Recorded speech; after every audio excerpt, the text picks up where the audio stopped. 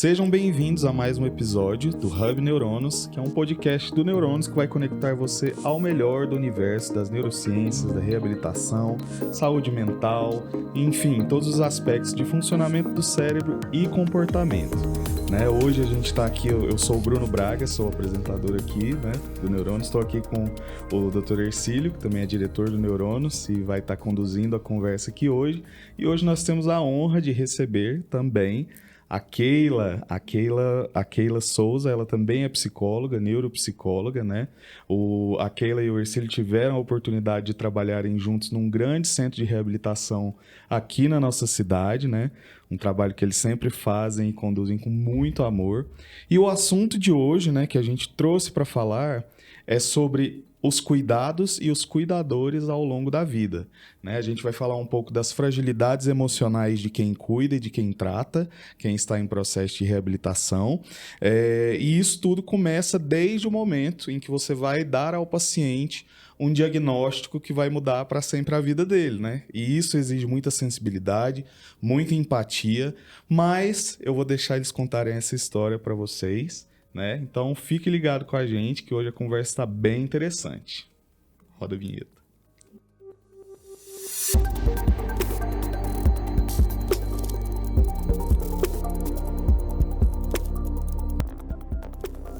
Seja bem-vindo, professor Hercílio, tudo bem com você? Tudo ótimo, um prazer a gente estar aqui com a minha colega de trabalho que eu tanto amo. Colega e amiga da vida, Fomos colegas de trabalho e estendemos essa parceria para a vida, que ele é uma grande profissional e é um prazer recebê-la aqui hoje. Com certeza, ela já esteve conosco em outros eventos, em outras ocasiões, desde que a gente iniciou o projeto do Neuronos, e para nós é sempre uma honra. Seja muito bem-vinda, Keila. Eu que diga, Obrigada a vocês por fazer parte dessa família de vocês aqui nesse momento, Torço muito pela Neuronos desde o primeiro evento que vocês fizeram em Goiânia, E tô aí na torcida, sempre. É um prazer ter você. Então a gente vai iniciar essa conversa aqui falando um pouco, sobre... eu queria saber como vocês, que trabalham aí, já tem experiência tanto na clínica, em consultórios privados, quanto em ambiente hospitalar, como vocês consideram, como vocês percebem a saúde emocional dos profissionais da área da saúde, que estão aí na linha de frente cuidando, principalmente nesse contexto, de reabilitação, que você lida com quadros tão sensíveis, e às vezes eu imagino, que deve ser muito difícil de lidar. Claro que o tempo traz essa habilidade com mais leveza, mas eu imagino que o primeiro impacto dos primeiros casos de vidas que são transformadas aí por uma lesão ou por algum diagnóstico incurável, assim, Como vocês percebem a saúde de quem está cuidando? Ou vocês podem falar até da própria experiência de vocês, como vocês se percebem nesse lugar de cuidado. Quer falar primeiro, Keila? O Bruno falando e me veio aqui na mente a primeira vez que eu te conheci foi num ambiente desse. Hercílio foi meu psicólogo nesse lugar que nós trabalhamos. Na verdade, ele cuidava do nosso grupo de pessoas que trabalhavam numa área, vamos dizer assim, impactante para a vida do profissional.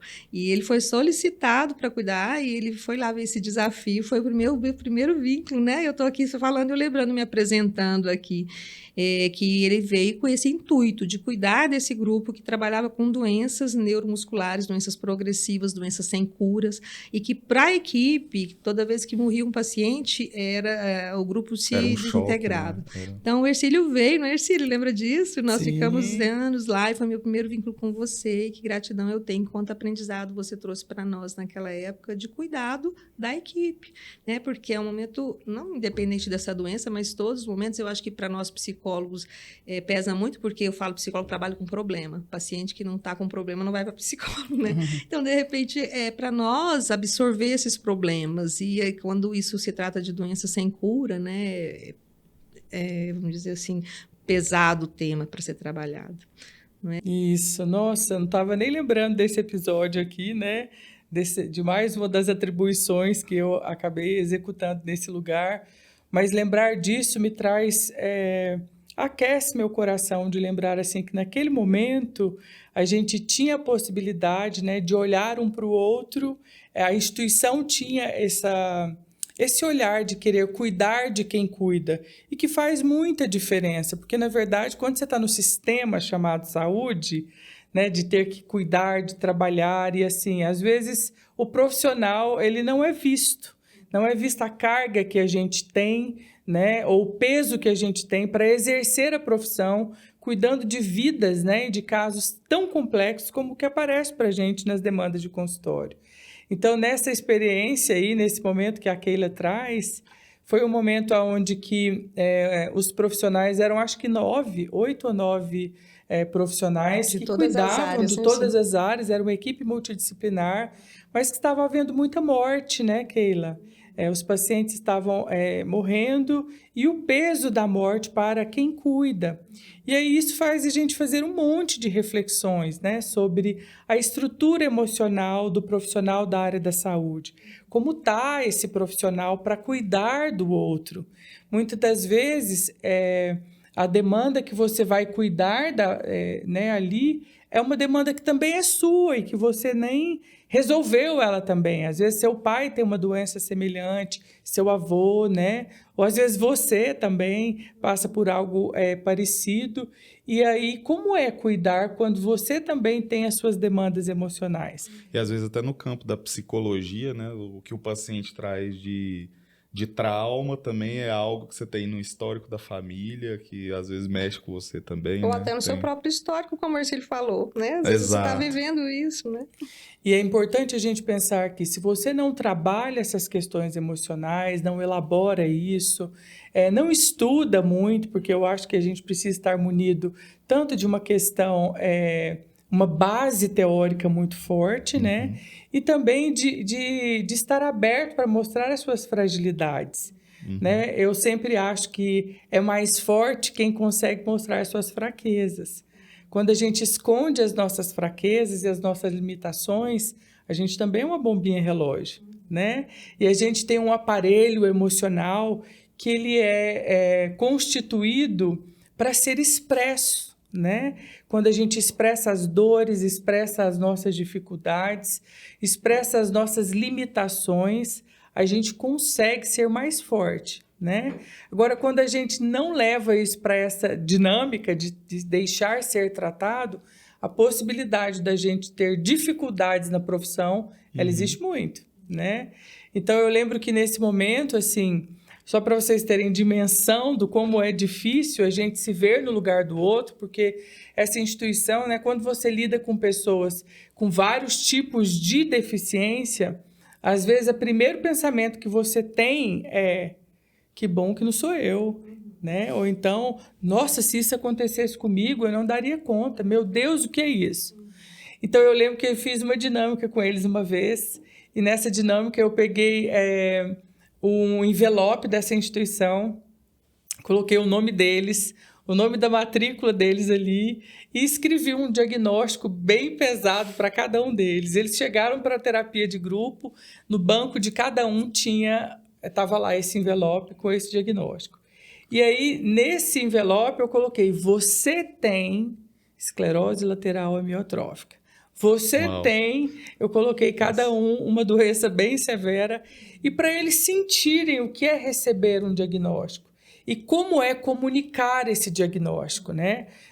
E às vezes é o envelope que te diz o que você tem, né? O exame. Né? O exame te diz o que você tem. E se o profissional que comunica isso, ele não faz isso com empatia, ali já é uma carga muito grande, né, Keila?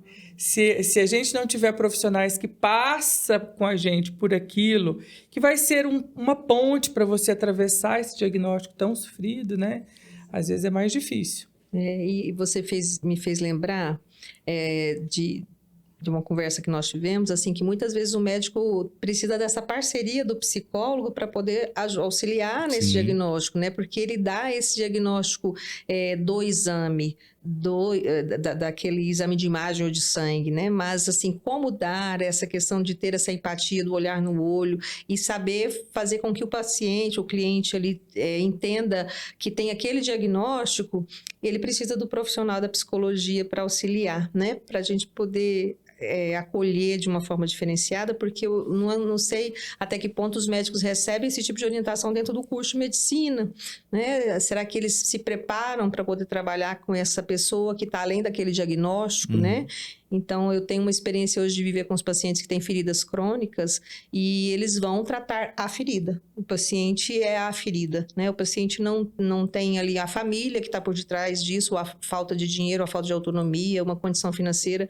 Então, eu falo, precisa de uma equipe multi para cuidar do paciente e o paciente só vai cuidar da ferida. Então, eu falei, gente, essa pessoa não é só a ferida, essa pessoa é um ser, né? Tem uma pessoa por detrás disso, né? Exato, é a gente pensar no cuidar da pessoa. A pessoa não é o problema que ela traz ali e nem o transtorno ou a doença.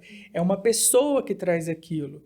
E assim, eu acho que uma reflexão que cabe para nós aqui é a gente pensar que a repetição, né, da sua atuação acaba trazendo uma atuação muito mecânica, né?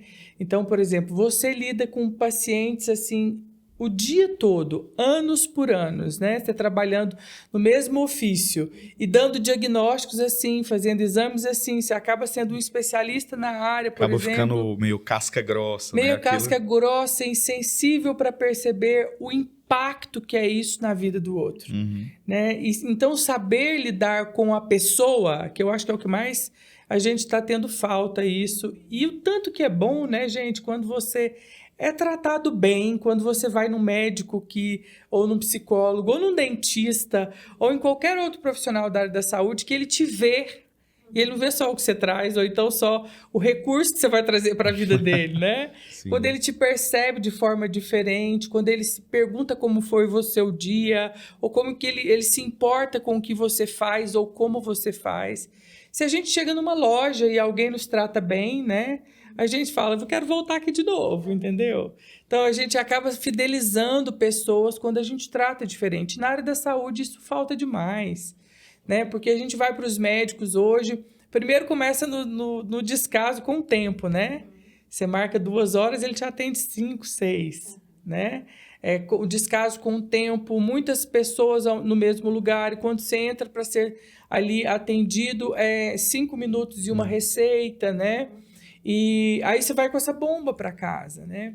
Isso quando é nos nossos consultórios. E quando é numa instituição assim, não é muito diferente também, né? Acho que o fluxo de pacientes, principalmente nessa instituição que vocês trabalhavam, é uma instituição pública, é SUS, então é muita gente, muitos pacientes Existe uma por exigência, dia. Bruno, de quantidade, de produção, né? Então, o médico também sofre com essa pressão. Nós sofremos, né? Então, se você tem que atender X por dia, por semana, por mês, porque existe um contrato. Então, o que o médico sofre? Uma pressão de quantidade, né? Então, ele acaba, se ele não tiver esse lado sensitivo, esse lado humano, empático, ele acaba sofrendo com a pressão da necessidade, né? E às vezes até a própria frieza si. se torna um mecanismo de defesa para ele não se envolver demais com aquela história, seria isso também? Isso existe também. Eu acho que dentro da profissão existem várias... né, olhando assim para a parte psicológica da coisa, existem vários mecanismos de defesa para você aguentar lidar com essa pressão, né?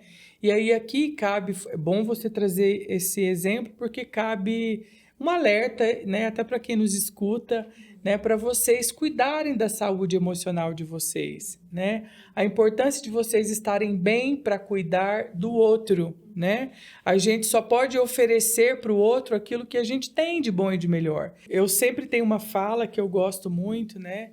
Que é quando o paciente chega até nós, ele imagina que a gente sabe como conduzir a demanda que ele traz. E aí eu sempre falo que a gente só leva o paciente até onde a gente chegou, né? No conhecimento e na forma de olhar e tratar também.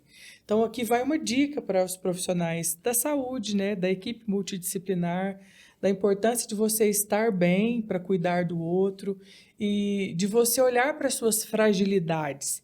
Eu acho que dentro da atuação da saúde existem tantas fragilidades, né? No serviço, mas a nossa fragilidade também precisa ter uma atenção voltada para ela, para a gente poder praticar a profissão de uma forma melhor. E aí uma das coisas legais assim que eu aprendi ali é olhar para a morte de uma outra forma, né? Afinal de contas, eu acho que todos os dias a morte nos visita de alguma maneira, né? Morre células em nós, morre um monte de pessoas, animais, morrem. A morte sempre nos visita todos os dias. E aí, quando você lida com a morte no trabalho, eu acho que assim, eu aprendi a ver a beleza na morte quando você olha para o corpo e o corpo está dizendo: eu fiz tudo que eu conseguiria para lutar com isso, mas eu não dei conta. E agora eu estou me desligando, né? Então é você olhar para a trajetória da pessoa. Ele lutou, o corpo humano lutou, e agora ele vai se desligar, né? E aí, assim, eu também desenvolvi um conceito para mim ali, para aprender a lidar com isso, que é: morrer é outra forma de estar vivo, né? E agora você está vivo nas memórias, você está vivo de uma outra maneira, mas você continua vivo.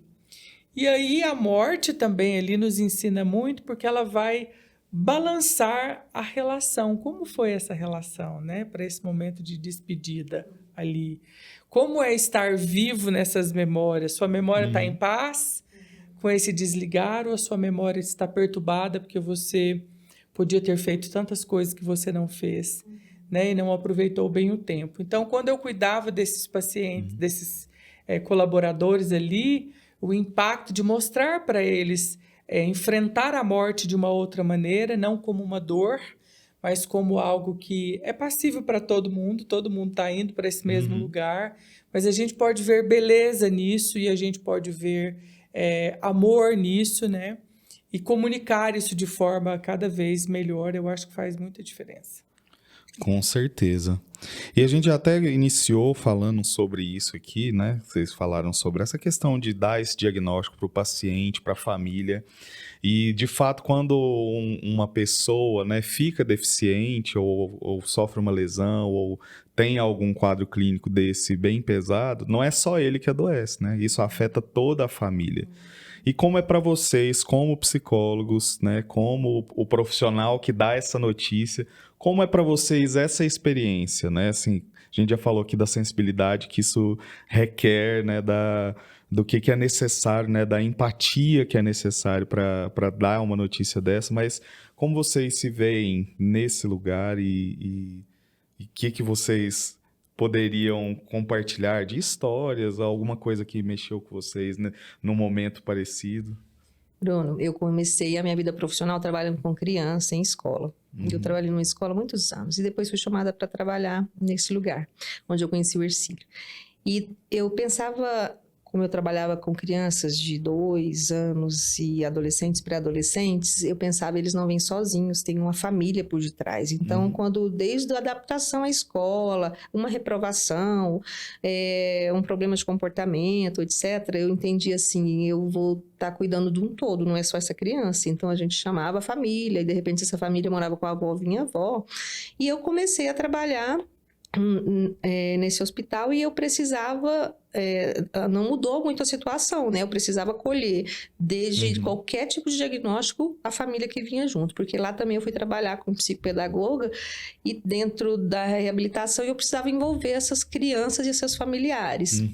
Aí eu passei para onde eu conheci o Hercílio, que era na área de neuromuscular, e lá eu precisava envolver a família, porque eu atendi o paciente, mas a família estava levando o paciente, então eu cuidava do paciente, do grupo do paciente, passava para o grupo da família logo após. Então era dentro de todas as áreas eu precisava acolher a família. Então eu atendia o grupo de adolescentes, atendia o grupo das mães dos adolescentes. Então isso nunca saiu. E agora de um tempo para cá, eu comecei a trabalhar com idoso, e eu pensei, agora eu não vou precisar de trabalho de família. Eu preciso muito da família, e às vezes eu falo para os geriatras que me encaminham assim, você não me mandou um caso, né? Você me mandou uma família toda para eu cuidar, não foi uma avaliação neuropsicológica que era para eu fazer, é uma família toda para eu acolher. Então não só num diagnóstico que eu vou fechar de uma demência ou não, mas assim do cuidado que a família toda está envolvida ou não, né? Então quando eu acolho um idoso que esse idoso não tem nenhum tipo de familiar, eu preciso ir atrás. Lá no hospital hoje eu uso a assistente social para me ajudar nesse percurso, mas eu sempre estou envolvendo. Então assim, A família adoece e a família até foge desse cuidar, porque às vezes, como nós comentamos antes, ela não tem condição para isso por causa dessas relações que não foram bem resolvidas lá atrás, né? Então, de repente, eu tenho que cuidar dessa pessoa nesse fim de vida que eu nem tenho vínculo com essa pessoa. E quando a gente fala das doenças como esclerose, eu tive a experiência de receber uma filha que deixava a mãe no setor e sumia, né? E de repente, quando a gente foi trabalhar, a equipe pediu que eu atendesse a filha, eu descobri casos assim gravíssimos de infância e adolescência que impediam que ela tivesse condição de cuidar. Então, assim, existia todo um cuidado que eu tive que ter com a filha para que ela pudesse cuidar dessa mãe. E logo que ela veio a falecer, essa filha ficou péssima. Eu tive que acolher ela por muito tempo depois disso. Então, assim, não tem como a gente trabalhar só com o paciente. Quando a gente fala desse diagnóstico, né, Ercílio, assim, eu vou dar esse diagnóstico, às vezes eu tenho que dar, que seja de uma criança com um autismo, com qualquer outro, eu tenho que acolher esse pai, acolher essa mãe, acolher essa avó, ir lá na escola, falar com a professora, ensinar como lidar. Não tem como a gente trabalhar só com o cliente, né? Só com o nosso paciente que vem. Ele é um todo. E dar esse diagnóstico para eles também, isso para a gente assim, eu acho que é obrigação, sabe? Porque eu não consigo ver esse ser sozinho, né? Não tem como. Nossa, isso assim traz muito ensinamento, né? Esse momento traz muito ensinamento para a gente. Eu lembro que quando eu comecei a trabalhar nessa área, eu não tive essa experiência, né? Eu não sabia como fazer isso, eu não sabia como lidar com isso.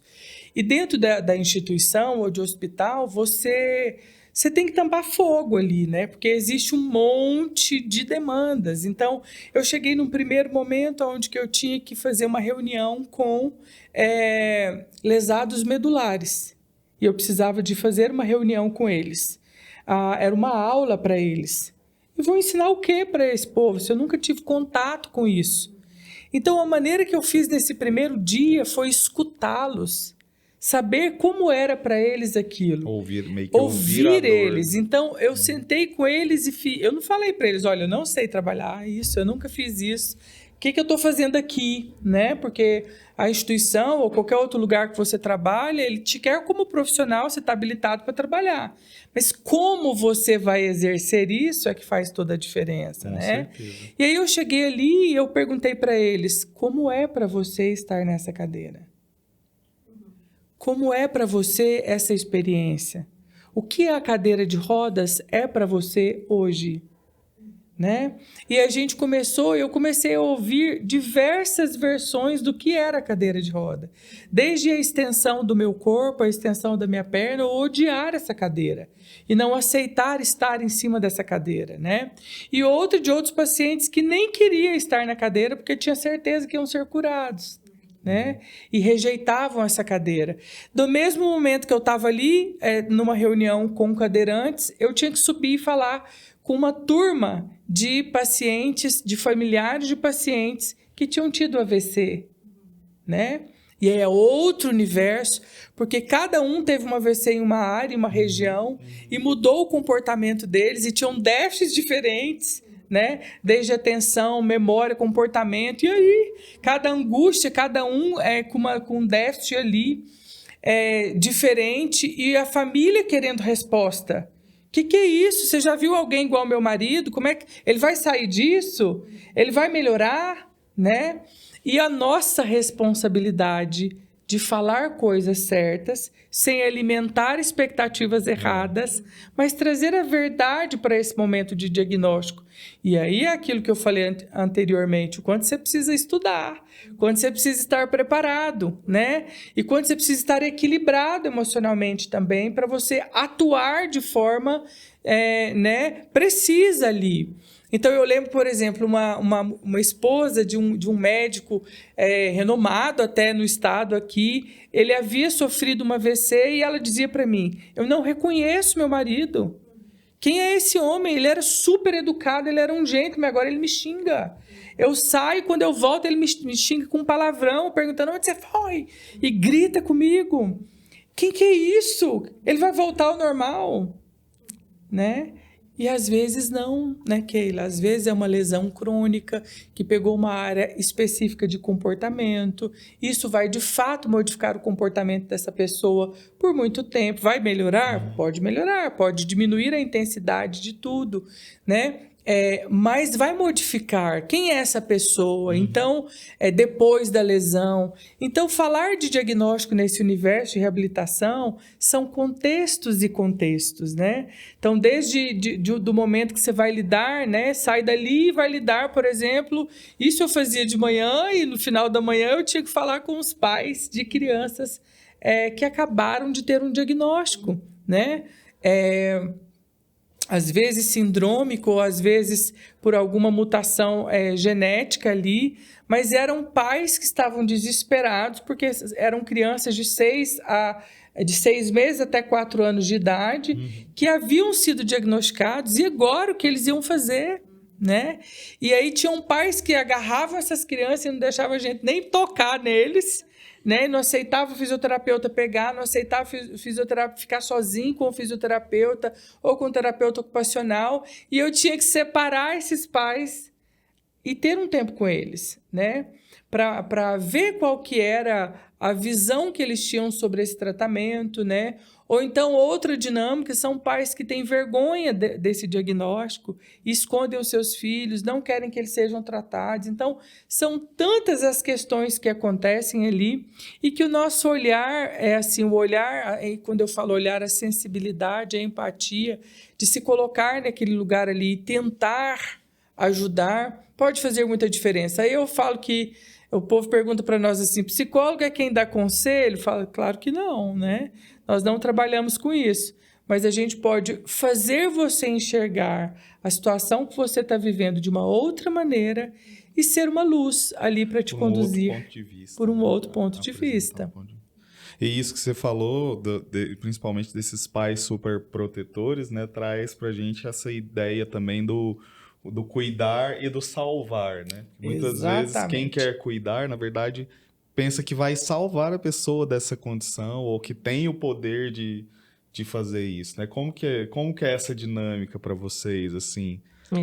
Muitas vezes os pais, e até hoje, na minha experiência com idosos, né, os filhos atrapalham nesse processo desse cuidar, talvez até com um processo de negação, né, filho, assim, não, isso não está acontecendo, não é desse jeito, eu não aceito isso, e a pessoa começa a atrapalhar, sem querer, né, esse processo aí de querendo uma cura, né? Quando esse diagnóstico é um diagnóstico evolutivo, ou então, como você disse assim, tem essa melhora, né? Mas não uma cura. E a família, de alguma forma, atrapalha, porque ela não vive essa aceitação desse processo. Então, ela não colabora no ensinar cada passo, no ajudar a ter autonomia, mas dentro daquela situação, vamos supor, uma pessoa cadeirante, então eu impeço ela de aprender a empurrar, ou se deslocar de um lado para outro, eu levo. Então, você tem que estar mesmo tentando ensinar essa família a entender esse novo processo de vida que essa pessoa vive,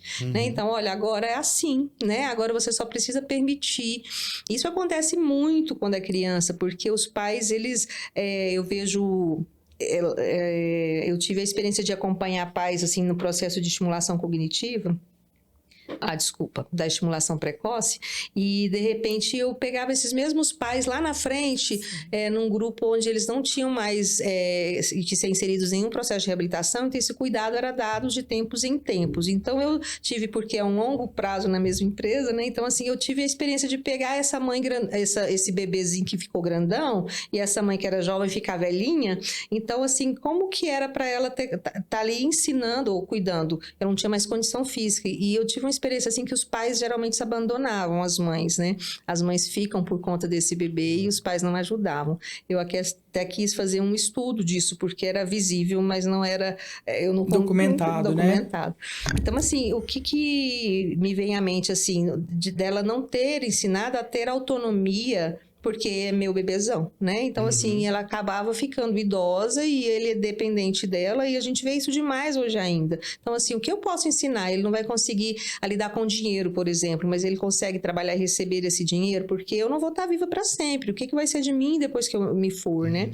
Eu já escutei muitas mães lá mesmo dizendo assim, eu prefiro que ele morra antes de mim. Sim. Porque ninguém vai cuidar igual eu cuido, né? Então eu prefiro que morra antes de mim.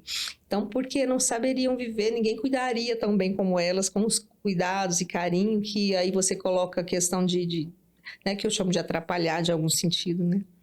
E cuidar além de salvar, né? Eu gosto dessa correlação, porque a gente tem como cultura, né, principalmente quando é criança, a gente se sensibilizar demais, né?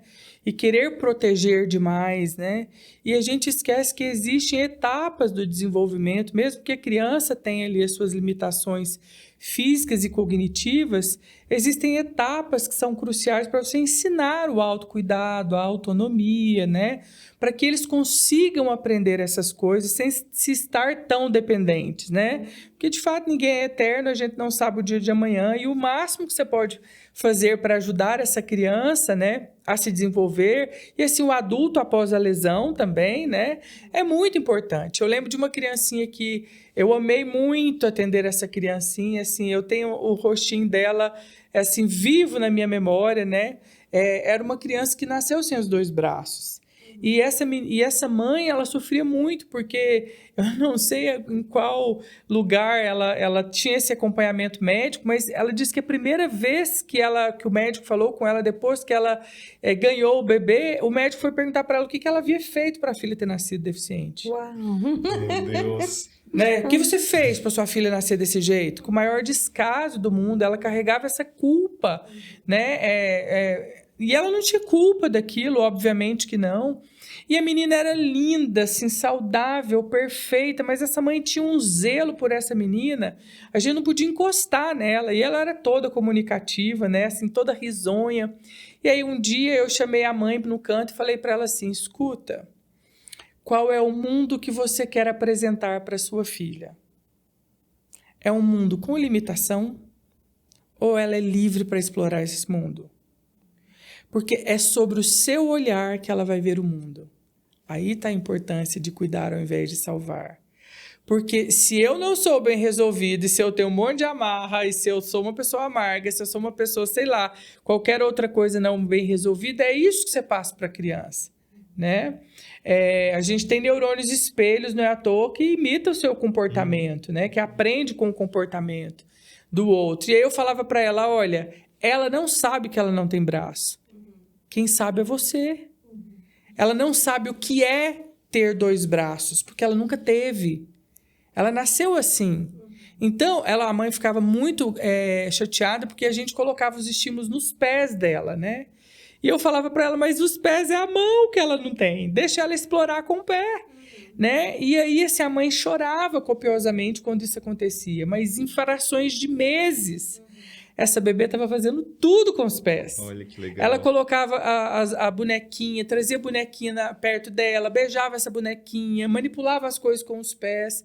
Eu falava para a mãe, tá vendo?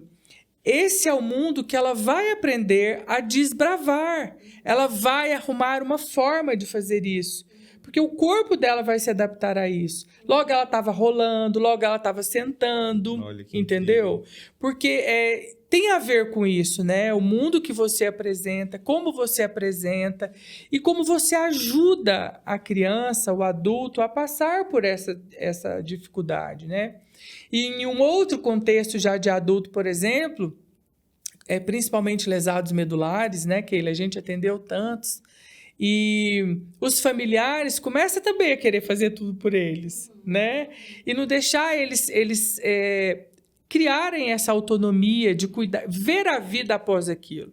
E aí eu lembro que várias vezes eu era chamado para ir para o quarto desses pacientes lá, falava, Hercílio, vai no quarto tal, fulano tá chorando. Aí eu chegava e falava assim, não vou lá agora. Você tem que ir, ele tá morrendo de chorar. Eu falava, gente, chorar faz parte. quero andar com uma placa aqui dizendo, deixa os pacientes chorar. Eles precisam chorar. Quem passa por uma lesão rindo? Exato. Quem consegue elaborar a vida, pensa, olha, gente, eu até ontem, eu estava ali, sendo um ciclista, e agora hoje eu estou aqui movendo só o pescoço.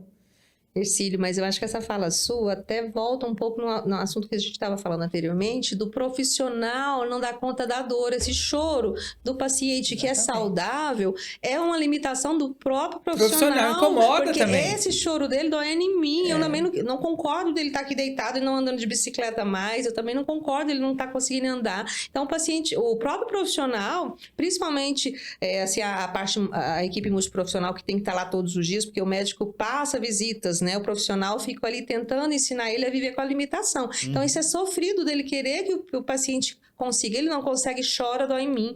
Então, aí eu preciso, alguém me socorre, né? Onde eu acho que precisa do apoio da parte da psicologia, assim, dentro de um lugar desse, e em outros também.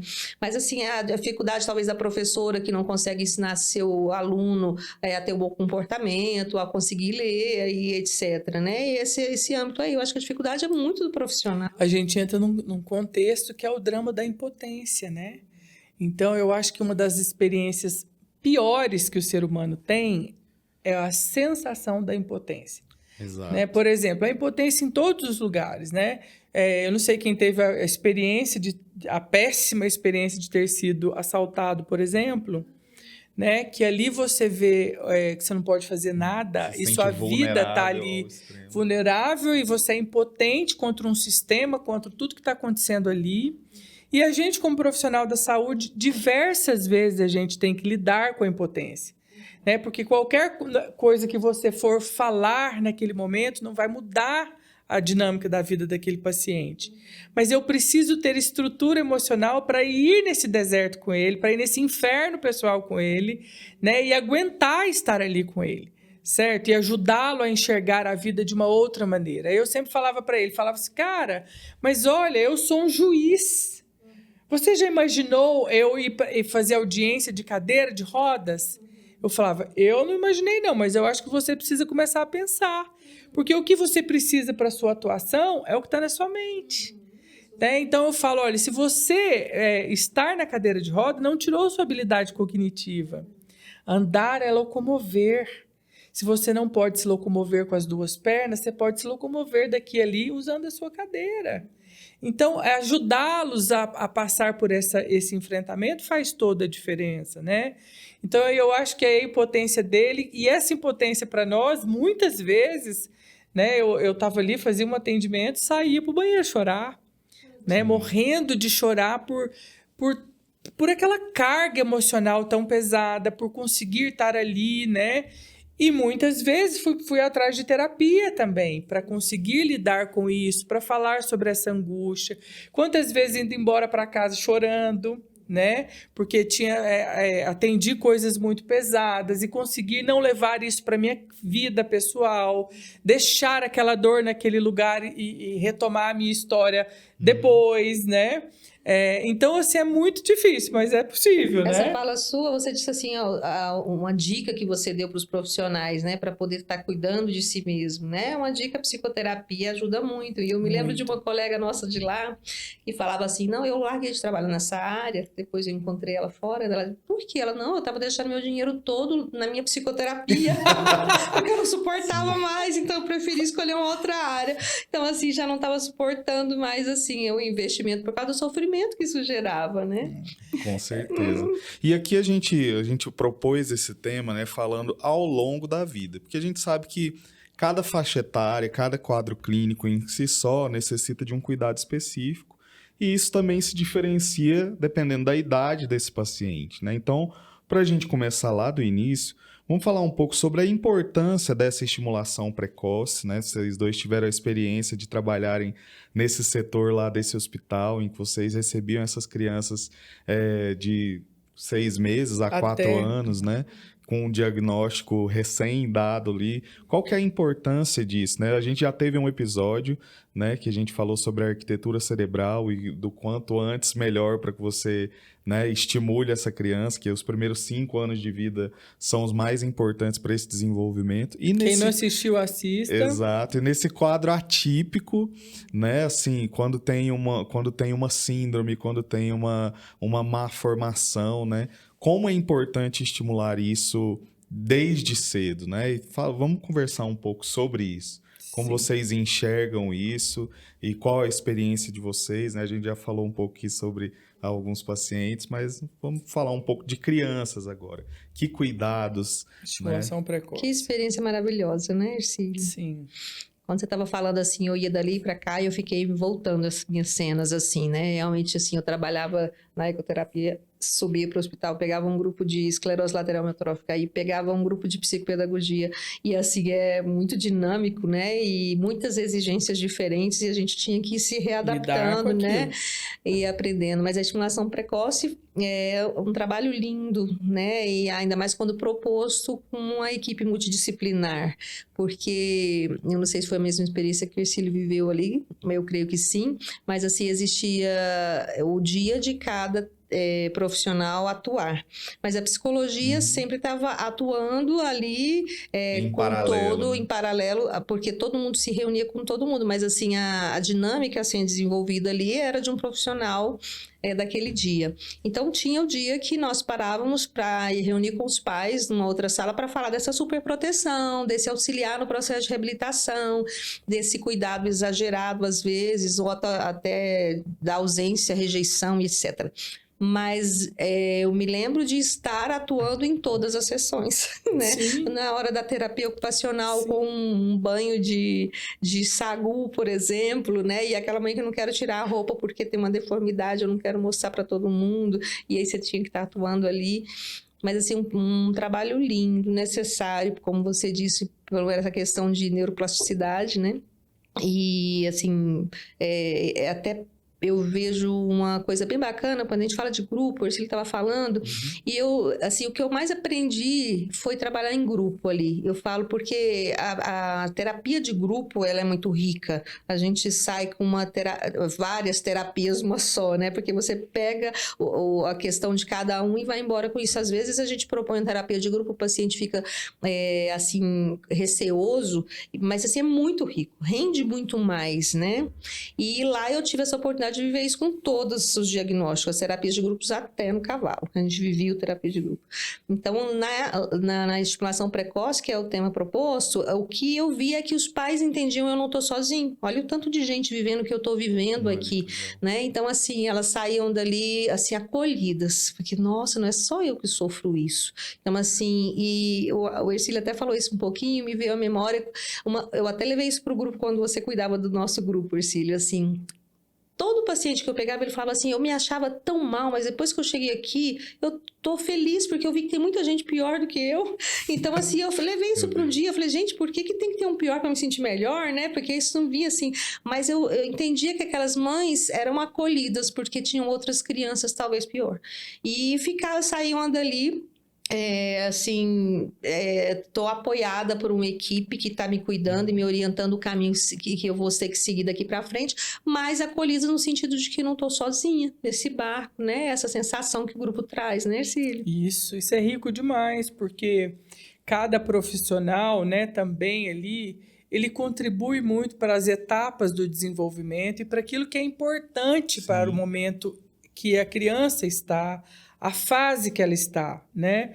Então, a estimulação precoce é uma atenção voltada para essa etapa do desenvolvimento e que, como eu sempre gosto de falar, nenhuma área do conhecimento dá conta de resolver isso sozinho, né? Então, a gente vai precisar do fono, a gente vai precisar do TO, do terapeuta ocupacional, do fisioterapeuta, do neuropsicólogo, do médico, né? A gente vai precisar de várias áreas atuando junto para que a gente consiga tentar dar funcionalidade para essa criança, e vai depender muito do diagnóstico, do que ele tem, claro, né, das dificuldades, mas aqui vale o nosso alerta para que você que é pai, você que é mãe, que acaba de ter um diagnóstico como esse, não fique preso a um único profissional, né? Procure um lugar onde seu filho possa ser observado por uma equipe multidisciplinar. E se não tem um lugar onde tudo isso é oferecido, leve ele para um fisioterapeuta avaliar, para um fono avaliar, para um terapeuta ocupacional avaliar. Por quê? Porque existem etapas mesmo dentro da neurociência, nos diz isso, né? As etapas e os marcos dos desenvolvimentos que são importantes para que cada habilidade cognitiva e motora se desenvolva. E, gente, olha, todas as crianças podem aprender, né? Qualquer que seja o diagnóstico, tem alguma coisa que pode ser feito para melhorar a qualidade de vida, para dar sentido e significado para as coisas, né? Para a vida e para o dia a dia da criança. Então, a gente precisa de ter um olhar muito especial para as primeiras etapas do desenvolvimento. Então, a estimulação precoce, ela vem assim, como na vida da gente que atua como profissional, como uma atenção primordial. Eu sempre, quando vou atender uma criança, assim, que chega até mim, apesar de por eu ter tido, aliás, uma rica experiência de equipe multidisciplinar, eu sempre avalio o que é a minha demanda, mas eu já pergunto, já levou no físio? Essa parte aqui motor, e essa mão? Quem está cuidando da mão? Quem está cuidando disso? Já viu isso também? Não vi. Olha, precisa ver isso aqui. E a parte auditiva, já viu também? Tem que ver se está tudo certo. Então, eu sempre olho para essa etapa, tentando ver todas as etapas do desenvolvimento que podem ser socorridas a tempo de ter melhoras, né? Esse tipo de olhar é tão importante, né? A gente já teve experiência porque a gente fornece cursos aí multidisciplinares e às vezes vem aquele profissional que fala assim, eu lido só com idoso, ou eu lido só com essa demanda, só com disfagia, ou lido só com isso. E acaba que a pessoa fica tão focada apenas no que ela trata, que ela esquece de olhar o paciente como um todo, né? Esse tipo de visão, com certeza, contribui demais para o processo de reabilitação. Muito. Essa visão multiprofissional, né, Cílio? Que coisa rica. Você está falando disso, eu estou assim, como hoje eu estou trabalhando com idoso, nós temos também uma avaliação chamada AGA, que é uma avaliação com a equipe multi em cima do idoso, né? Então, assim, tem a fono que faz as escalas e tal. E eu acho um trabalho lindo, porque direciona a necessidade, os encaminhamentos, né? Mas acolhe essa pessoa que chega para mim nas suas múltiplas necessidades. Então, eu começo a ver ele como um todo, né? Não é só como aquele da ferida que eu disse, você só tem uma ferida, não, você tem um todo ali. Então, até assistente social entra com a escala, dizendo, olha, existe uma necessidade de um suporte social. Então, assim, eu acho isso maravilhoso, nessa visão do todo. E outra coisa, assim, eu vou falar de uma experiência que é minha, né? E que, assim, muitas vezes eu recebo muitos pais e eles estão tão ansiosos para que eu veja a criança logo, que eles já querem levar a criança no primeiro atendimento, né? Existem linhas e linhas de terapia e tem gente que faz até entrevista junto com a criança, com os pais. Eu não acho que, para mim, isso não é o que mais faz sentido, né? E eu sempre gosto, às vezes até atendo bem os pais antes de atender a criança, né? Porque a gente precisa entender como é desorganizador para os pais aquilo que a criança tem como demanda. Porque muitas das vezes, o que a gente vê também, né? Vamos falar de um outro viés desse assunto. É que o drama de impotência dos pais é derramado sobre nós, profissionais. Eles querem que a gente resolva esse problema. E é um problema delegar a tarefa de salvar. Sim. Né? Aí é eu que tenho que salvar ele dessa enrascada. E eu que tenho que falar exatamente tudo que tem que ser feito. Mas aí eles não cumprem a tarefinha de casa. Então não adianta você criar um ambiente de terapia que vai ser 50 minutos e a criança ir para um universo que continua desajustado e continua não ajudando ele também. Então a gente precisa de atender os pais, auxiliar eles nessa angústia, para que depois a criança, quando vier para o atendimento, ele já vai ter um suporte adequado em casa e isso caminhar junto. E aí eu tenho que mostrar para ele que eu também não sei o que fazer. Entendeu? Porque eu não conheço o filho dele, né? Eu preciso entender esse funcionamento e às vezes as primeiras sessões Ou não é para eu intervir no problema, mas é para eu entender a dinâmica desse problema, ou dessa síndrome, ou desse adoecimento na vida dessa criança, para eu saber aonde eu vou atuar. E isso leva tempo, a gente não tem uma bola de cristal. E não existe, né, uma receita de não bolo, existe uma receita. Do sucesso. E aí é aquilo que eu já trouxe no outro podcast, que a gente falou sobre métodos. Aí eu acho que é o perigo também, porque a gente quer tratar todo mundo com o mesmo método. E eu não acho que é assim que funciona, porque o mesmo diagnóstico é diferente, é vivido de forma diferente pelos indivíduos que são diferentes, pelo cérebro que é diferente. E a responsabilidade do profissional de perceber isso e de lidar com isso é que faz a diferença. Então, assim, quando os pais perguntam para mim o que pode ser feito, eu falo, não sei. Eu preciso primeiro olhar isso aqui, estudar isso aqui, né? Estudar o seu filho, né? E ver isso daqui para ver o que eu posso fazer. Então, assim, outra coisa que acontece nesse momento dessa fala, né? Eles ficarem um pouco desapontados, porque eles querem uma resposta pronta, né? E aí eu falo, olha, eu não trabalho com resposta pronta, porque muitas das vezes o cenário que o pai ou a mãe pinta da criança, a criança é muito diferente do que ele está falando. Acontece. A visão que eu tenho não é a mesma que eles estão tendo. Né? Às vezes a criança é muito melhor do que o que o pai está falando, entendeu? Ou ele tem muito mais capacidade do que o pai enxerga nele. E às vezes o trauma do pai é projetado na criança e ele diminui essa criança. Ou o comportamento do filho, que é melhor do que o pai quando era criança naquela idade, quer boicotar o filho. Existem dinâmicas familiares que precisam ser vistas. Isso é tema para um outro podcast. Os traumas projetados, mas isso acontece. E assim, é até necessário, existem escalas na psicologia que, quando a gente vai avaliar a criança, nós deixamos para avaliar os pais, como um momento de autopercepção. Porque eles se percebem de um jeito e, de repente, essas escalas vão mostrar pra gente, assim, que tipo de pai eu sou, né? Aquele super protetor, esse que atrapalha, ou eu sou aquele pai dinâmico. E esse momento é um momento de autopercepção também, porque ele começa a dizer, nossa, olha como eu sou. Né? Então, assim, essas escalas favorecem muito para eles poderem perceber onde estão errando, né? E que forma eu posso melhorar nessa minha forma de cuidar desse filho, né? É um momento de autopercepção, é muito delicado mesmo. Como ele disse, às vezes a gente não tem consciência de como eu estou fazendo. Né? Então, assim, não é só... E de que pai eu sou, de que mãe eu sou, né? Então, às vezes, o pai chega falando, eu sou ótimo, eu faço tudo, entendeu? Eu dou tudo para essa criança, mas aí você tem que perceber, será que isso é a necessidade dele? Como ele vê isso, né? Eu sempre falo para eles assim, ó, eu gosto de iniciar esse assunto com os pais da seguinte maneira. Tem um versículo bíblico que eu gosto muito, né? Que é uma parte onde Jesus chama os discípulos e ele diz para os discípulos o seguinte, dizem por aí que eu sou filho de Beelzebul, dizem por aí que eu sou reencarnação de Elias, mas e vós, o que dizeis a meu respeito? Filho de Beelzebul é filho do diabo, né? Então, Jesus ouviu histórias sobre ele na rua e veio perguntar para os discípulos que andava com ele, dormia com ele, comia com ele, caminhava com ele todo dia. E aí Pedro levanta e fala, tu és o Cristo, Filho de Deus. E aí Jesus fala para ele, bem-aventurado és tu, né? Que não foi uma percepção só da carne, mas o Espírito te disse isso também. Ou seja, Pedro conseguiu captar exatamente a essência de Cristo. Quem era Cristo? Ele podia testificar que Cristo era o Filho de Deus.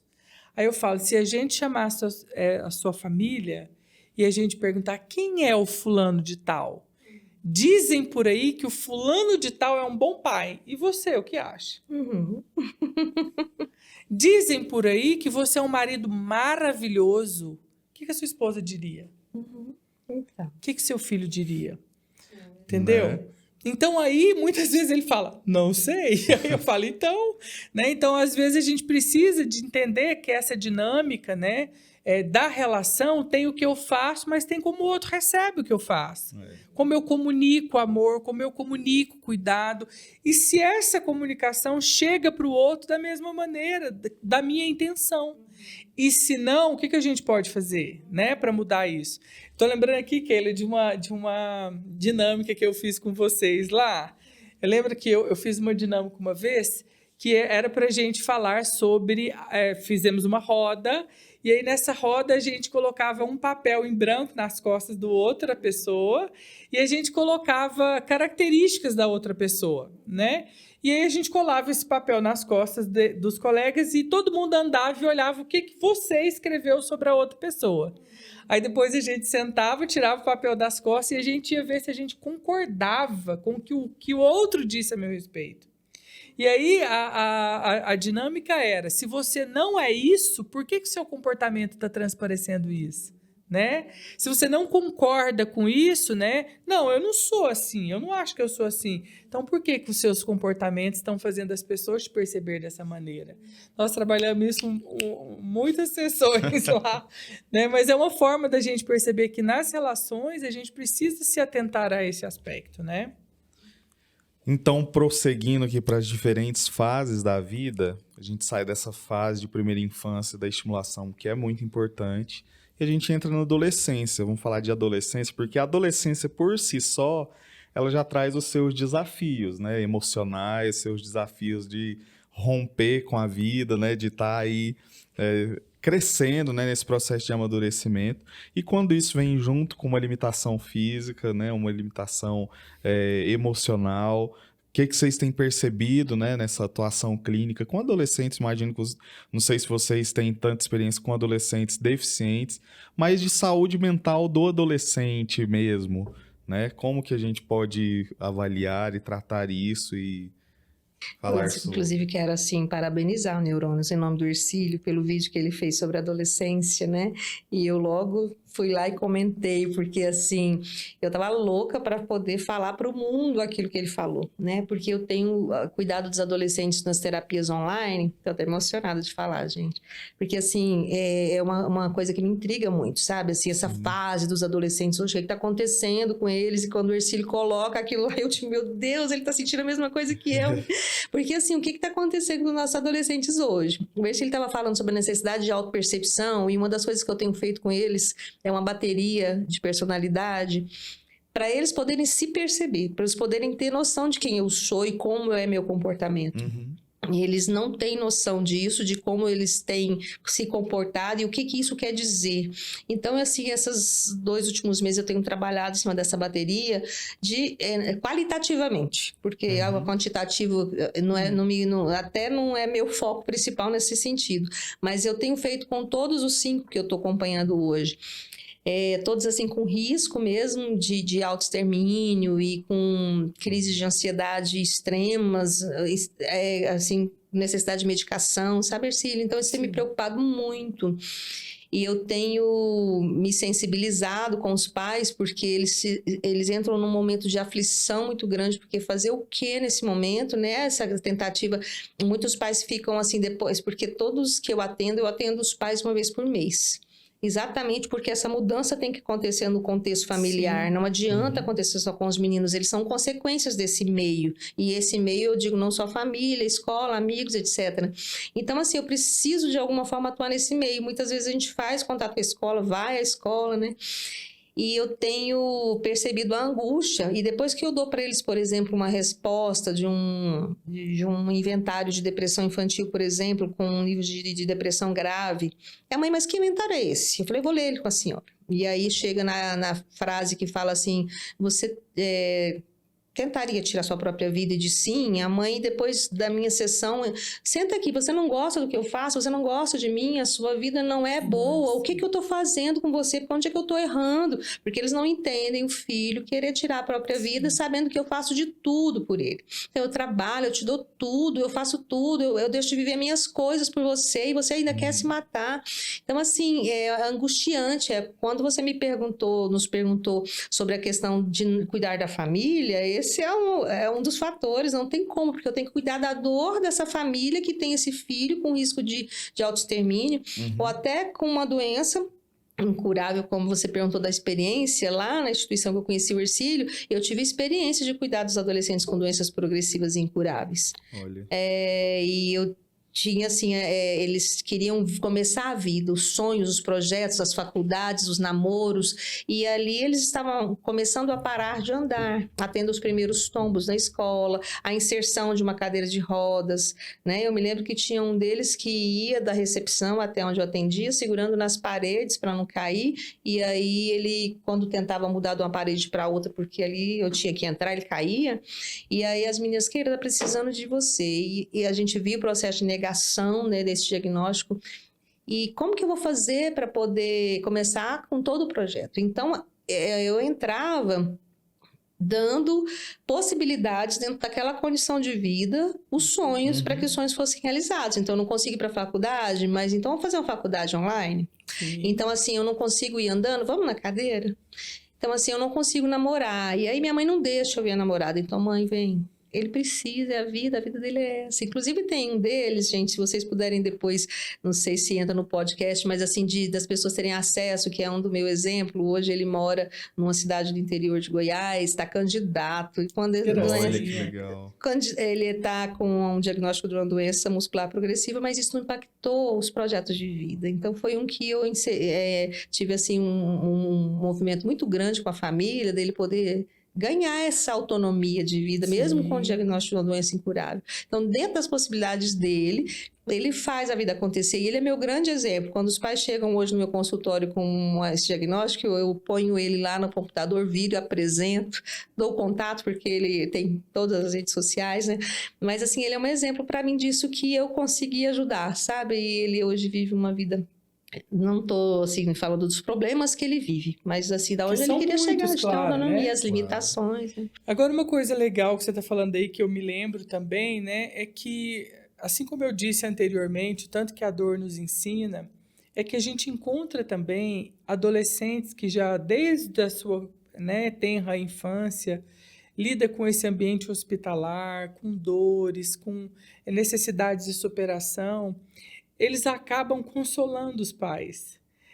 Tem adolescentes que têm uma capacidade de resiliência muito grande e eles acabam ensinando os pais, mais do que os pais ensinam eles. Às vezes os pais têm menos condições emocionais do que eles, porque a expectativa dos pais de que eles têm têm uma vida melhor, é do pai, e ele sabe desde criança que ele não tem isso, que ele não vai conseguir isso, sabe? Uhum. Então eu encontrei muitos adolescentes também que acabavam tendo as pazes com a morte, tendo as pazes com um futuro que não vai ser longo, sabe? E que quando falava disso, estava resolvido com isso, com a forma que ele veio a existir, sabe? Mas agora falando de adolescência, né, pegando o gancho que a Keila está dizendo aí, eu acho que a reflexão que a gente precisa fazer não é sobre como os adolescentes estão a princípio, mas é sobre como os pais têm criado esses adolescentes, né? Sobre o movimento na sociedade que teve em relação a ser e ter, né? Eu acho que a gente está vivendo um momento onde todo mundo está em busca de uma felicidade, né? De estar feliz, de estar alegre, de estar suprido, né? E aí eu acho que existe uma influência da mídia muito grande sobre o que é ser feliz e como é que você vive essa felicidade. E a felicidade, para a maioria das pessoas, é ter as coisas, né? E isso é um padrão de vida, de beleza e de felicidade. É quando você está bem na moda e que a sua conta está cheia. Então, eu acho que esse movimento aí ao longo desses últimos 20 anos, né, que o universo foi se abrindo para a tecnologia, para a comunicação, e que o padrão da tecnologia começou a mudar, né? E aí a gente sempre soube que ter dinheiro é bom, todo mundo sabe disso, né? Todo mundo sabe o quanto dinheiro possibilita coisas. Mas agora você ficar ostentando isso em todas as suas redes sociais, em tudo que você faz... eu acho que modificou o comportamento das famílias e o comportamento de como as famílias criam seus filhos. E o grau de comparação, né? As redes sociais potencializaram demais, né? Eu acho que a gente teve até uma discussão dessa num episódio anterior também, de que antes você se comparava com a sua rua. Os meninos da rua, né? Eu sou o melhor de bola. Hoje você vê né, o melhor de bola de todas as ruas do planeta, porque viraliza nas redes sociais, você acaba falando, nossa, se essa pessoa faz isso, eu não sou nada, né? Então eleva um padrão. Nossa, se essa menina, né, que é de outro país, é tão bonita assim, e eu com a minha beleza tão comum, não sou nada. E acaba que isso também impacta demais influencia a saúde muito mental. E aí, o que a gente precisa pensar é qual foi o movimento que essas famílias têm feito em prol dessa felicidade. Então, aí, para eles, ter uma família feliz significa ter uma família cheia de coisas, com conquistas. Então, os pais saíram para conquistar isso. E aí, chega no que a Keila disse, né? Eles saíram, eles conquistaram, eles deram as coisas para os filhos e os filhos querem matar. Ou seja, a resposta que esses adolescentes estão dando hoje para a gente não é isso que faz a gente feliz. Não é coisas. Não é você sair, ser escravo disso e postar todo dia e ganhar, enfim, né? O que você ganha e me dar tudo isso, porque a gente está perdendo o melhor que a vida pode oferecer, que é contato, que é proximidade, que é conexão, né? Que era uma vida, né? Sem muitas coisas, mas com muito contato. Hoje a gente vê que as pessoas estão dentro de casa e comunicam por mensagem. Né? Manda mensagem, vem almoçar. Pra mãe, vem almoçar, sai daí, vem aqui, entendeu? É assim que funciona. Então, a gente está perdendo relacionamento, a gente está perdendo conexão, a gente está perdendo expressão de sentimentos, que é o pior para mim, porque hoje você quer expressar uma coisa, você põe um emoji, né? Então, você não fala pro outro, eu te amo, não gostei do que você fez, você precisa rever isso daqui, entendeu? A gente cancela, a gente deleta a pessoa, a gente bloqueia. Entendeu? E aí isso vai virando o quê? Um monte de sentimentos implodidos, um monte de coisas não tratadas, e aí a vida parece ser sem graça e sem sentido. Porque aí eles vão para a escola, o coleguinha não gosta de você, você não tem nenhum repertório emocional para falar, ué, se ele não gosta de mim, o problema é dele, entendeu? Ninguém é obrigado a gostar de mim, mas aquilo para a cabeça do adolescente é uma bomba. Ele vai falar para a rede, ele vai comunicar com alguém, vai fazer isso, vai queimar meu fio, meu Deus, eu preciso morrer. Porque ele não consegue tolerar uma frustração mínima que seja. Então, a capacidade de resolução de problemas, a capacidade emocional de enfrentamento está muito diminuída. Ao passo que a gente tem pais fortes economicamente, a gente tem filhos drasticamente frágeis. Então, essa coisa não se junta, entendeu? E aí cabe, por exemplo, o mundo que esses pais estão apresentando. A gente não falou do mundo que o pai precisa apresentar para aquele que tem uma deficiência. E aí, qual que é o mundo que você apresenta quando você é abastado?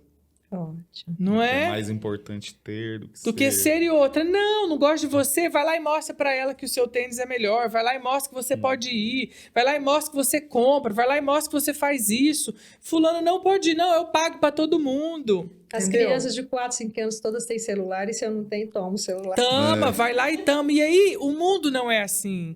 As relações não são assim.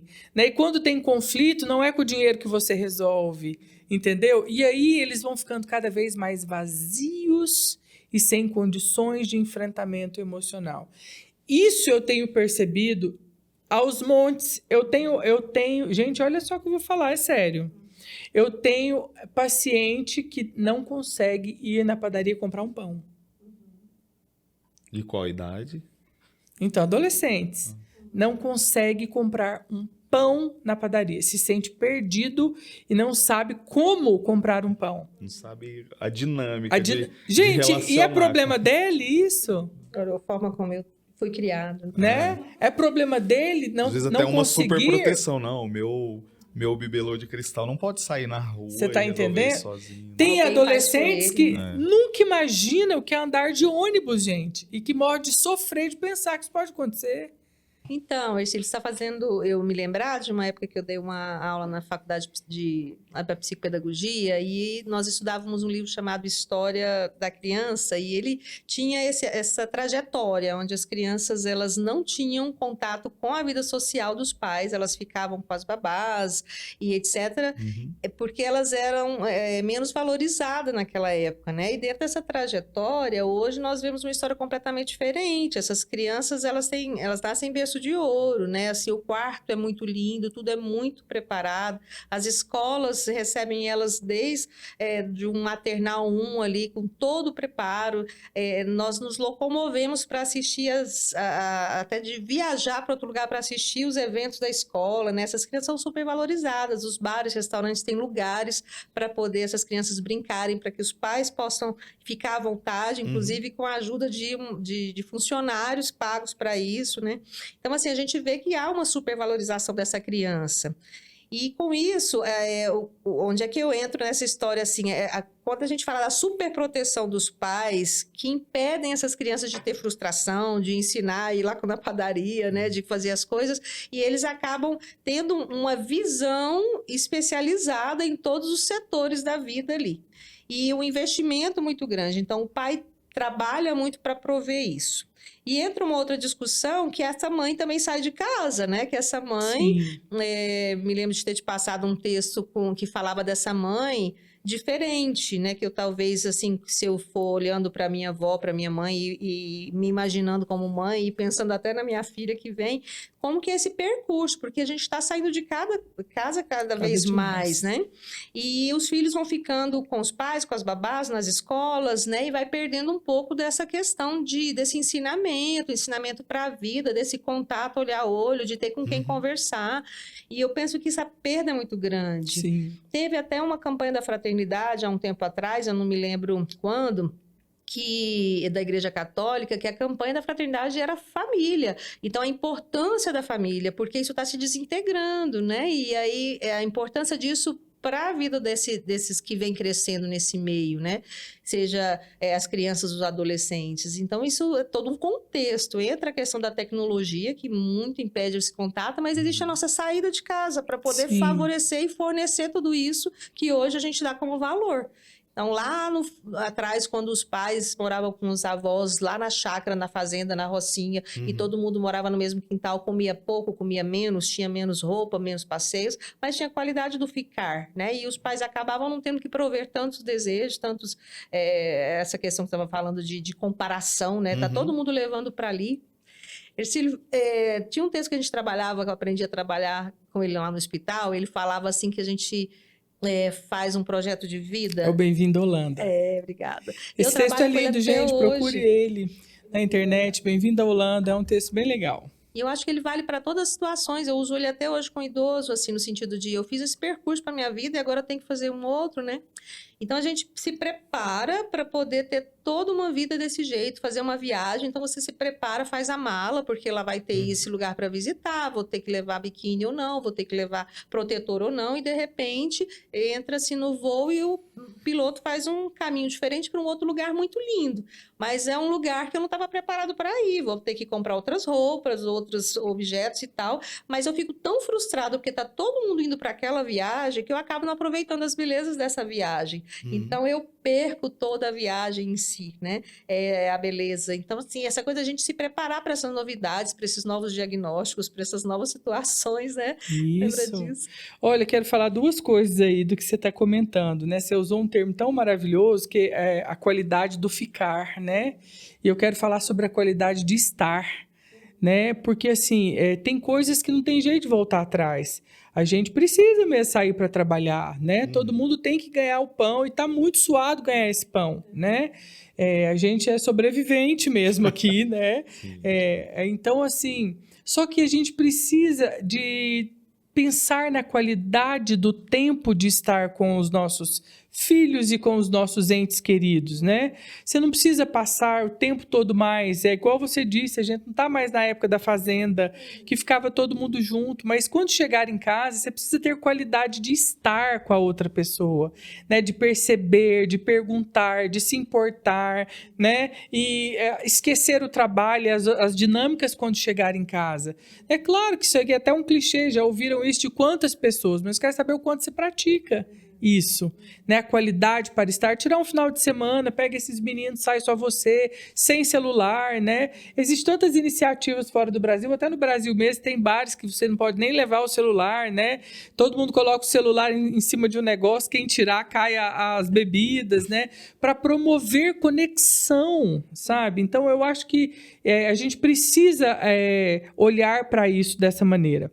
E aí só um outro tópico para a gente ir conversando aqui sobre saúde na adolescência, e a gente tem falado aqui sobre diagnóstico, é o quanto também existe o ganho secundário de um diagnóstico. Acho que a gente nunca falou tanto sobre diagnóstico, né? E nunca esteve tão em evidência alguns diagnósticos, né? Como o TDAH, como o autismo funcional, autismo leve, né? E aí, né, a depressão, a ansiedade, a bipolaridade, o borderline, né? E as crianças hoje, os adolescentes, eles vão para a internet, eles buscam isso, eles sabem os sintomas disso. Muitos querem até burlar, né? Querendo dizer que tem aquilo e eles simulam esses sentimentos, né? E por quê? Porque o diagnóstico acaba safando eles de responsabilidades, né? Eles não querem crescer também, não querem ter responsabilidades, então eles acabam falando, não, eu tenho borderline, não, eu tenho TDAH, você sabe como que é ter uma mente TDAH? Eu não dou conta de ir para a escola, então eu não vou para a escola, porque eu tenho TDAH, eu não aprendo porque eu sou TDAH. Então ou, às existe... vezes, também, né, se eu tiver isso, a minha mãe ou meu pai vai gastar mais tempo comigo tentando resolver esse problema. Ou me dar isso que eu tanto quero, né? Existem várias formas de chantagem e de como se usa isso. Então, o que eu tenho feito, né? Eu sempre digo para eles, olha, borderline, TDAH, transtorno bipolar do humor, isso não é uma doença. Isso é uma condição de funcionamento cerebral. Certo? Então, você não tem uma doença, entendeu? Você não tem doença. Não precisa pensar que isso é uma coisa que vai te incapacitar. Entendeu? Então, isso é uma condição de funcionamento cerebral. Aí a gente pode tratar isso, você pode viver sem nenhum sintoma. Ou então, amortizar esse sintoma a ponto da sua vida ser funcional. Eles ficam tão frustrados. Porque, na verdade, eles querem o sintoma acentuado, porque o sintoma faz com que ele não vá na escola, ele tem desculpa para um monte de coisas. Então, a gente precisa falar sobre isso também, porque, às vezes, com os pais, né, os pais chegam perturbados com esses diagnósticos e com tudo, e falam, meu outro filho que é normal, eu falo, por que esse daqui não é? Né? O que você acha que esse aqui tem de diferente do outro? O que você chama de normal? Aí eu falo, não, se ele veio a existir no mundo com este perfil de funcionamento cerebral, ele está normal para isso. O que eu espero de um borderline? Que ele vai ter uma série de problemas emocionais. Eu vou tentar ajudar ele dentro do contexto dele, mas eu já espero que ele tenha tudo isso. Então ele está normal para esse diagnóstico. Né? Anormal seria se ele tivesse um diagnóstico borderline e não sentisse nada. Entendeu? Aí ele não tem diagnóstico, entendeu? Então, assim, eu acho que é interessante a gente falar sobre isso também, fazer uma alerta sobre isso, né? E que nem tudo é TDAH, nem toda hiperatividade é TDAH, nem todo mundo é autista, tá? Porque hoje tá uma crescente assim, né? Nem toda tristeza é depressão. E a gente precisa investigar isso melhor. E na vida a gente tem episódios que podem parecer, né, com alguns transtornos, né?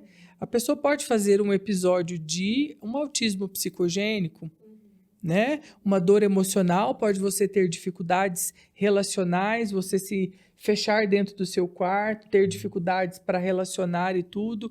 Pode parecer que você tem alguma coisa que a gente precisa só avaliar melhor e tratar, entendeu? Por isso que é muito importante também um bom diagnóstico, né? Bons profissionais preparados para um diagnóstico certeiros, né?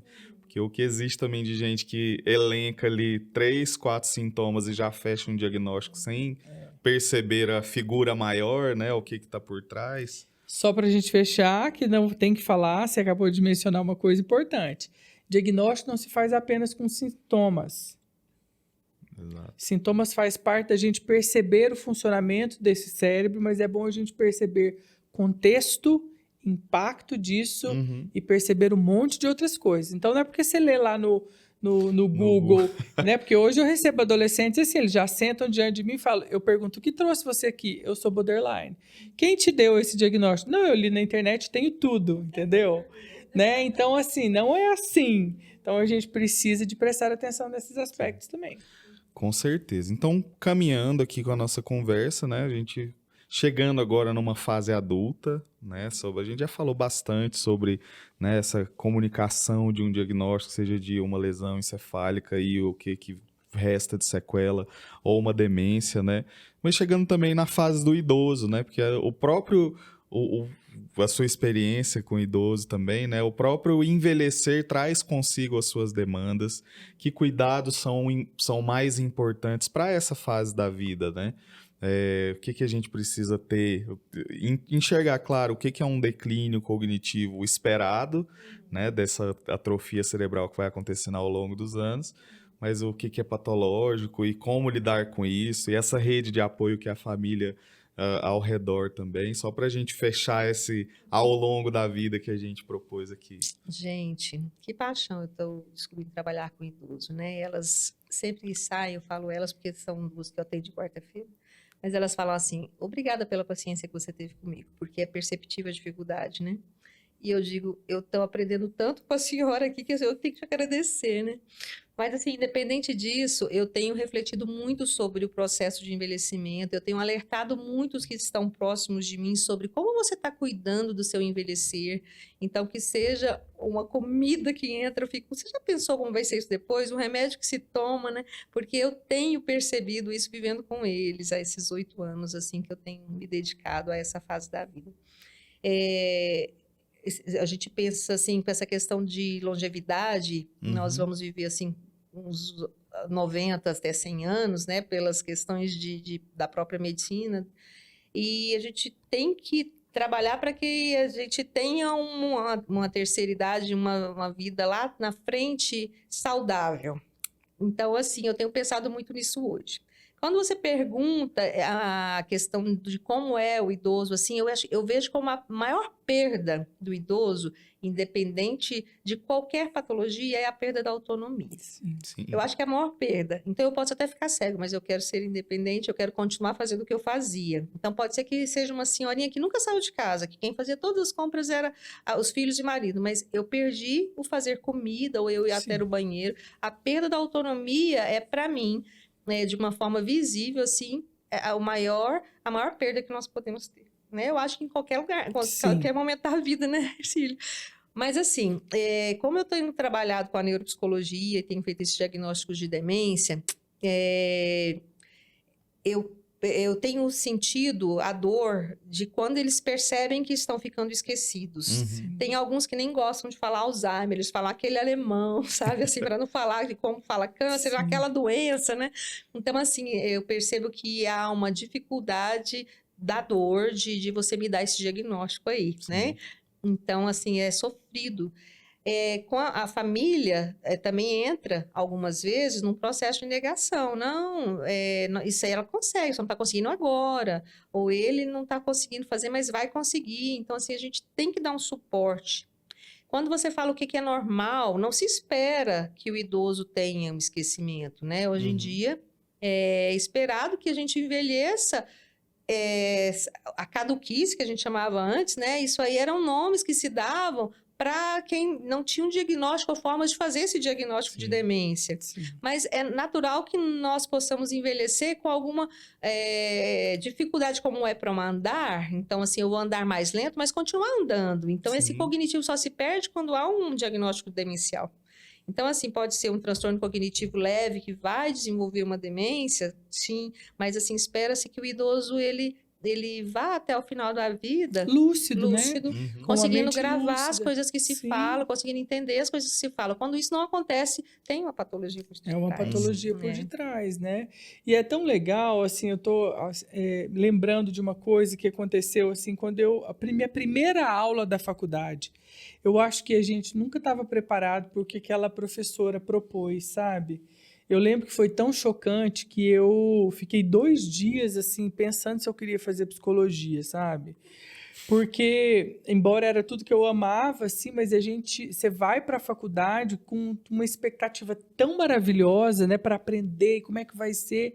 E essa professora colocou no telão, tinha um telão lá, e como era uma aula inaugural, e ela pegou e colocou assim, tava todo mundo lá nesse lugar, desligou as luzes e ela projetou uma única frase escrita assim: você vai morrer.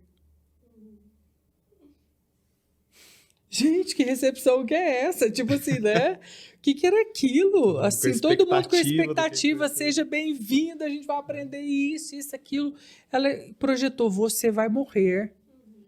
E ficou aquilo num silêncio, assim, ela não falou nada, projetou aquilo e deixou a gente ficar com aquele, sabe, ali, né? Aquele desconforto. Aquele desconforto. E ela começou a falar sobre a morte no primeiro dia de aula.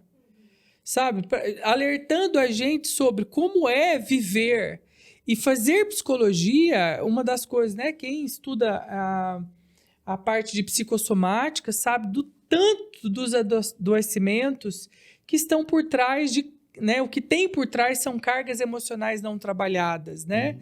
O quanto cada emoção não expressa, o seu corpo vai pagar em algum lugar por isso. Quantas dores, ódios e traumas, cargas traumáticas estão por trás de doenças severas. Então, ela estava querendo nos chamar a atenção para falar, olha, a psicologia pode te fazer ter uma morte melhor, chegar lá na velhice melhor. Você pode morrer de uma forma melhor. Leve, né? Pode ser mais leve viver a vida toda se você prestar atenção nos aspectos emocionais. Hoje eu vejo beleza naquilo, mas no primeiro momento foi estranho, porque assim, jovem não pensa em morte, né? Você não tá ali para pensar, eu tinha 18 anos, entendeu? O que eu ia para uma faculdade para ouvir que eu vou morrer? Né? A única coisa que eu não queria ouvir naquele momento era isso. Mas hoje a gente vê a importância de falar disso, né? E que quando a gente atende adulto, né? A sua pergunta para nós foi essa, seja adulto ou seja idoso, a estrutura emocional às vezes é a mesma. O adulto ele vai ter comportamentos que a criança teria de birra, mas o adulto tem uma birra elaborada, né? Ele nega as fases da vida dele de forma agora elaborado, mas as defesas que se levantam são as mesmas, né? Então a gente precisa entender que assim, passar por qualquer dificuldade física ou de um adoecimento, ela é difícil em todas as etapas, mas na velhice é um pouco pior, né? Porque enquanto você está jovem, você ainda tem o imaginário de que você vai dar conta, que você tem uma expectativa. Agora, na velhice, o corpo não acompanha mais. E aí você está só porque os filhos saíram de casa.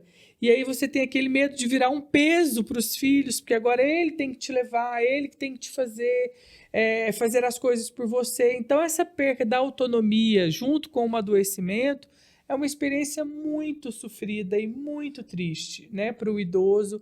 E a gente precisa atender não só ele, mas a família, como a gente tem dito aqui.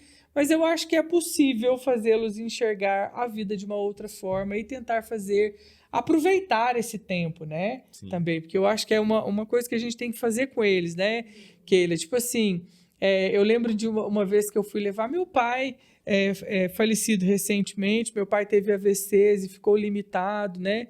Aí eu lembro da dor que foi para ele quando ele não pôde mais dirigir, né? O tanto que foi sofrido aquilo. Ele dirigia tanto, buscava a gente em todos os lugares, com tanto carinho, com tanto amor, e teve o dia que eu fiz de tudo para que ele conseguisse voltar a dirigir. Paguei aulas para ele, fez retestes, fez tudo, mas ele já estava com problema de visão avançado. E aí eu falei para ele assim, porque a princípio parecia que eu queria tirar a carteira dele, né? De falar para ele, você não vai dirigir mais. Falei, pai, não sou eu que vou te dizer isso, mas é o médico que vai te dizer. Então, olha só, você já fez 3 aulas, né? 3 momentos de aula e reprovou 3 vezes. Então, agora a gente vai para uma avaliação lá no Detran e aí o médico vai te dizer se você está com condições de dirigir ou não. Aí eu lembro que a pessoa que atendeu o meu pai, né, foi falar para ele assim, Olha como ela deu esse diagnóstico de forma mais interessante. Ela falou, então, imagino que o senhor já deve ter dirigido muito a vida toda. Imagino que o senhor já deve ter, assim, abusado dessa carteira sua de motorista. Agora chegou a hora que a gente vai ter que guardar essa carteira. E olha que maravilha, você pode andar do lado, tomando uma cerveja, tomando um champanhe, né? Você pode ir para os lugares despreocupado, alguém vai te levar para fazer isso, né? Tentou chamar a atenção dele dos benefícios de ser passageiro e não de estar ali no comando daquilo. Mas aquilo foi uma dor imensa para ele, sabe? Perda da autonomia.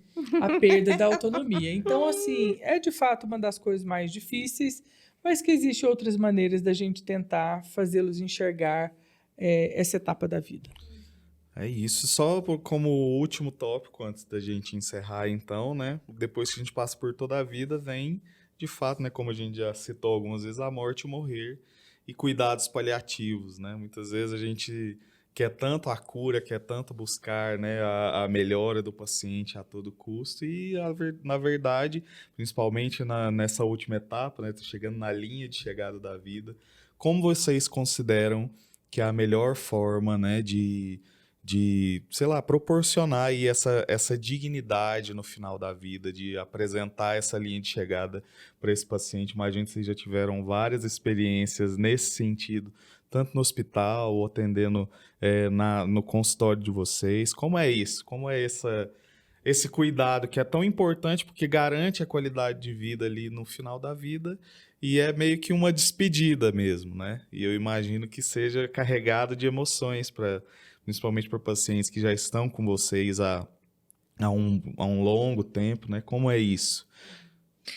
Então, quer falar, Ercílio? Fala. Eu acho que uma das coisas, uma das lições mais importantes, né, que a gente aprende é que, assim, as despedidas, elas são sempre carregadas de peso de coisas que não foram feitas no intervalo do tempo. Então, existe muita culpa por não ter tido um aproveitamento. Então, sempre quando eu tive a oportunidade de estar com familiares de pacientes que estavam nessa condição, quando ele tinha condição de ir para casa para receber esses cuidados, né?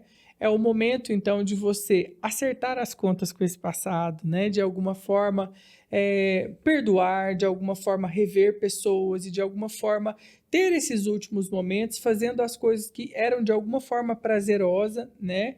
E sem que a pessoa tenha o peso de responsabilidade de qualquer outra coisa, a não ser viver tranquilamente esses dias. E a visão do cuidador, né, do familiar e do cuidador é muito importante, porque, na verdade, a gente precisa, assim, sabe aquele ditado que você fala, você está velando uma pessoa viva, né?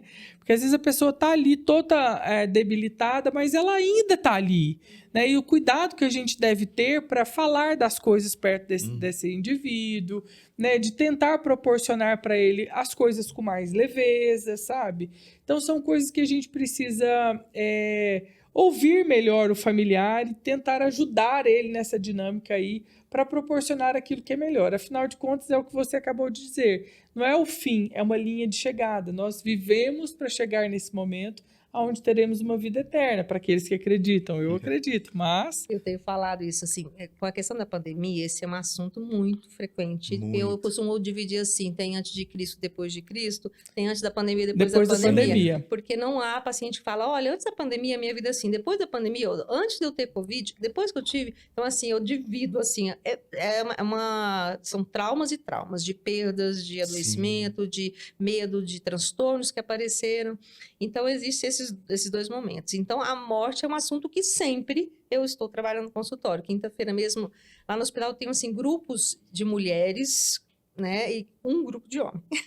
Quando eu estava contando do seu pai, eu estava lembrando, porque os assuntos dos homens são bem específicos. E um deles é o dirigir, né? Eu parei de dirigir. E isso, para o paciente que tem demência, quando um filho toma essa decisão, o paciente ou a paciente toma raiva daquela pessoa que tomou essa decisão. Sim. Então, quando o Ercílio joga em cima da outra pessoa, ela fala, não foi culpa minha, a culpa do outro. É maravilhosa essa ideia, né? Porque é o médico que vai dizer. E realmente o médico geriatra tem muita parceria nesse momento de dizer você tem que parar de trabalhar, que é o outro assunto ímpar no grupo de homens. Eu costumo dizer para ele, gente, vocês plantaram a vida inteira, tá na hora de colher. Sim. Tá na hora de ir para academia, de jogar baralho, de fazer uma arte, de fazer outra coisa, mas assim, principalmente no grupo de homens. Eu não sei como vai ser nessa geração Keila que vai envelhecer lá na frente, porque como as mulheres que eu atendo, elas eram donas de casa, elas não sofrem muito com a questão do trabalho, elas sofrem com os filhos, com as questões netos, famílias, e a morte é um dos assuntos que sempre aparece. E aí, nessa semana, eu tive a oportunidade de dizer para elas essa questão de que a morte faz parte da vida, porque todo mundo que vive morre, é como se fosse uma linha só, e elas veem como um fim, né? Então, dá medo. Sim. O paciente que dizia assim para mim, Keila, eu acho que ninguém nunca foi e voltou, porque se for muito bom, todo mundo vai querer ir, né? E se for muito ruim, ninguém vai querer ir. Então, ninguém volta para contar, a gente fica só imaginando.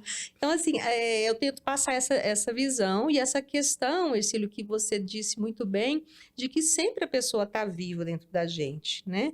Então, se você quer conversar com ele ou com ela agora, conversa, ele está do seu lado, está aqui agora, enquanto a gente está falando dele ou dela, né?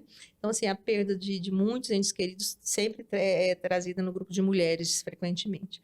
E tem a geriatra, né, que é muito famosa, que trabalha com essa área de cuidados paliativos, ela fez o livro que fala desse tema, né, que a morte é um dia que vale a pena ser vivido, e traz muito essa situação desse bem cuidar nesse momento do fim, né, com essas doenças que são incuráveis, então esses pacientes são cuidados em lugares específicos para que esse paciente ou esse cliente seja cuidado com muito carinho, como se fosse assim um príncipe, uma princesa com as melhores atenções, né? Então ela fala muito disso nas palestras, nas falas dela, nessa necessidade desses cuidados paliativos e que não é aceito por muitas vezes, a família não compreende essa finitude, esse diagnóstico de uma doença incurável, porque é doído para a família falar, não faça alguma coisa, né?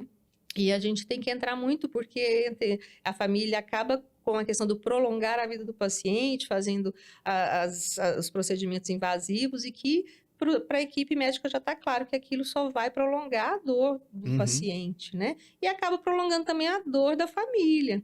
Então, assim, é um momento muito difícil para a gente, para essa nossa intervenção.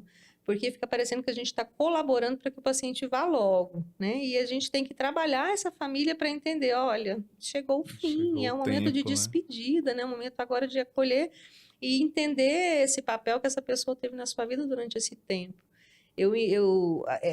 Talvez assim, se a gente pudesse estar sentindo isso na dor do nosso ente querido, né? A gente precisa do profissional, porque enquanto a gente faz parte da equipe que cuida, talvez se torne mais tranquilo falar, apesar da dor que a gente também sente do cliente, mas é difícil quando a gente se fica naquele lugar de despedida também, né, Ercílio? Eu tive, para a gente encerrar, então, assim, esse assunto, eu quero falar que eu tive a oportunidade, né, de despedir do meu pai com muita hombridade, né, assim, cuidei do meu pai com todo o amor e com tudo que eu pude uma vida toda.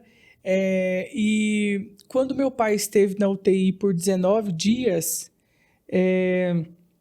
eu fui vendo ele piorar e se agravar, mas eu era completamente ciente de todo o quadro dele, né?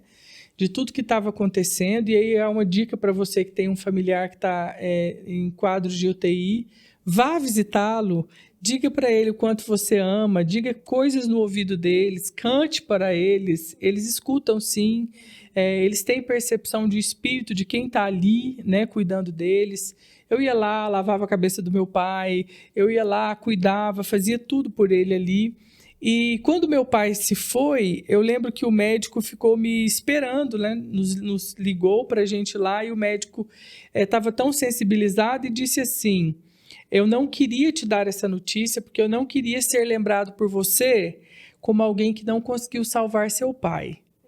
Aí eu disse para ele, olha, pelo contrário, eu vou lembrar de você como alguém que viu meu pai e não a doença que meu pai tinha, né? E que você fez tudo que estava a seu alcance. Afinal de contas, o poder da vida não está nas nossas mãos. Chegou a hora dele se desligar e eu entendo o quadro que ele estava, né? Eu sei perfeitamente tudo que ele passou e chegou a hora dele, né? Então, conseguir fazer isso com lucidez, com muita dor, como dói até hoje, mas é você entender o fim, entender o que a gente pode fazer, o que está dentro do percurso da medicina e dos cuidados, né? Mas é a gente estar ali até o momento final. É isso. O Hercílio conseguiu fechar com o começo, porque, olha, nós começamos falando de dificuldade de dar um diagnóstico. Com certeza. E ele termina com essa fala do médico, né? Não queria te dar essa notícia. Olha só como era difícil para o médico fazer isso, né? Com certeza.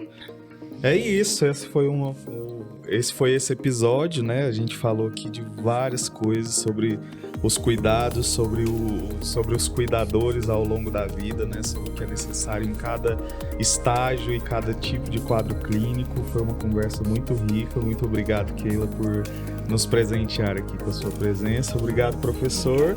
E fique ligado nos nossos próximos episódios, né? Agora, se Deus quiser, a gente vai conseguir manter uma constância semanal e a gente espera vocês, né, que estão aqui até agora, nos escutaram aí por essa hora e alguma coisa.